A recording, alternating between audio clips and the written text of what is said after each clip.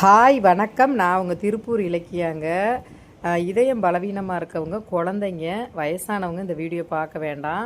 ஏன்னா ரொம்ப கஷ்டமான ஒரு சூழ்நிலையில் இந்த டாக் இருக்குங்க.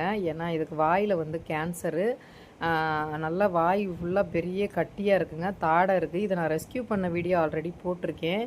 இதுக்கு ஃபினான்ஷியலாக சப்போர்ட்டு தேவைப்படுதுங்க. ஏன்னா இதுக்கு ஃபினான்ஷியல் சப்போர்ட்டு நிறைய தேவைப்படுது. ஏன்னா இது கேன்சருங்கிறதுனால நம்ம இடத்துல வச்சு இதுக்கு ரெகுலராக ட்ரீட்மெண்ட் கண்டினியூவாக கொடுத்தாகணும். அதனால் முடிஞ்சவங்க பண உதவி பண்ணுங்கள். இதுங்க வாழ்க்கையே கொஞ்ச நாள் தாங்க. நம்மளை மாதிரி 40 வயசு, 50 வயசு, 60 வயசு, 100 வயசுலாம் கிடையாதுங்க. இவங்க வாழ்கிற வாழ்க்கை நல்லா வேக்சின் போட்டு, முறையான சாப்பாடு, முறையான கருத்தடை இந்த மாதிரியெல்லாம் பண்ணால் கூட இவங்க வாழ்கிறது 14 வயசோ 15 வருஷம் தாங்க. நம்மளை மாதிரி ரொம்ப நாளெல்லாம் வாழ மாட்டாங்க. ஆனால் அதுக்குள்ளே பாருங்கள், இயற்கையும் இவங்களை ரொம்ப கஷ்டப்படுத்துது. பாருங்கள், இவனுக்கு வாயில் கேன்சரு, ஃபுல்லாக பார்த்திங்கன்னா தொண்டை ஃபுல்லாக ஃபார்ம் ஆகிருக்குதுங்க. இது இவனுக்கு வீக்கம் குறையணும். 5 டேஸ்க்கு டேப்லெட் கொடுத்துருக்காங்க. 5 டேஸ் கழித்து தான் இவனுக்கு ஸ்கேன் பார்க்கணும், எக்ஸ்ரே பார்க்கணும், ப்ளட் டெஸ்ட்டு பார்க்கணும், எல்லாமே பார்க்கணும். ஏன்னா இப்போ தாடை வீங்கி இருக்கிறதுனால இது சாதாரண பிரச்சனை கிடையாதுங்க. ஏன்னா இவனுக்கு கிட்டத்தட்ட 1 மந்த் தான் இந்த மாதிரி இருக்குன்னு சொல்லி இவனுக்கும் ஃபீட் பண்ணிட்டு தான் இருந்திருக்காங்க. அந்த ஃபீடர் நான் இன்றைக்கி ரெஸ்கியூ பண்ண போகும்போது தான் பார்த்தேன்.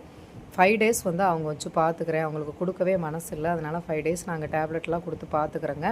5 டேஸ் கழித்து ப்ளட்டு எல்லாமே பார்த்ததுக்கப்புறம் நாம் என்னோடய விருச்சம் இல்லம் கொண்டு போயிடுவேங்க. இவனை 5 டேஸ் அவங்க பார்த்துக்குவாங்க. நான் போகிற வர்ற வழி தாங்க ரெகுலராக நான் அவனை ஃபாலோ பண்ணிக்குவேன். இவன் பேர் ஜானி.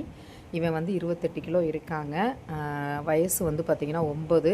இவனுக்கு இதை ரெடி பண்ணி விட்டோம்னா இன்னும் 4-5 வருஷம் இவன் நல்லா இருப்பாங்க.